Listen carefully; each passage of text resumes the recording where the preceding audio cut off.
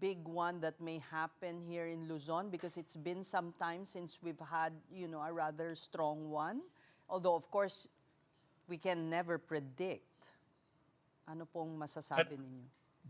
Again, yung sinasabi natin, again, the big one na sinasabi natin that will take place along the West Valley Fault, ang sinasabi natin that we're right for the big one because, the recurrence interval is every 400 to 600 years.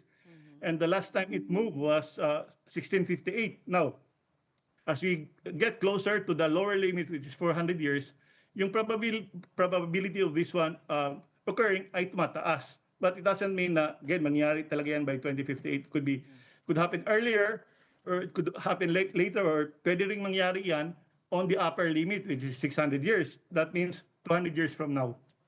But of course, we have to assume that it will happen on the lower limit para mag-prepare tayo. Otherwise, sabihin natin na it will not happen on the lower limit. It will happen on the upper limit, which is 200 years from now. Baka hindi na tayo mag-prepare. Kung nangyari yan on the lower limit. Right. Pero base po sa obserbasyon ninyo and assessment from seeing, videos that were shared on social media on the actual occurrence of the 7.8 magnitude quake, would you say na medyo mas preparado na ang taong bayan sa mga ganitong kaganapan? I would say that we're more prepared now than say 20 or 30 years ago. Yeah. Ang laki ng influence ng social media. Seconds lang alam kagad natin kung anong nangyayari at nakikita natin yung reaction ng mga tao. But we still have a long way to go, especially doon sa coastlines.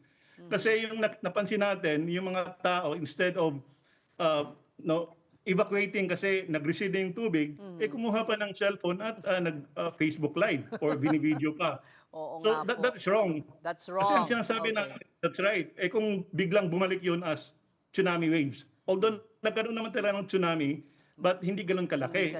Just 1.4 meters yung Right. na-record natin. Yeah. Paano kung if it happened like during the 1976 earthquake sa Cotabato Trench din, 8 to 10 meter tsunami waves ang bumalik in 5 minutes after the main shock. Just That's 5 the reason why- minutes, ha? Just 5 minutes? That's right. That's the reason why ang daming casualty at that time, 8,000. Kung paano kung nangyari ngayon, this time.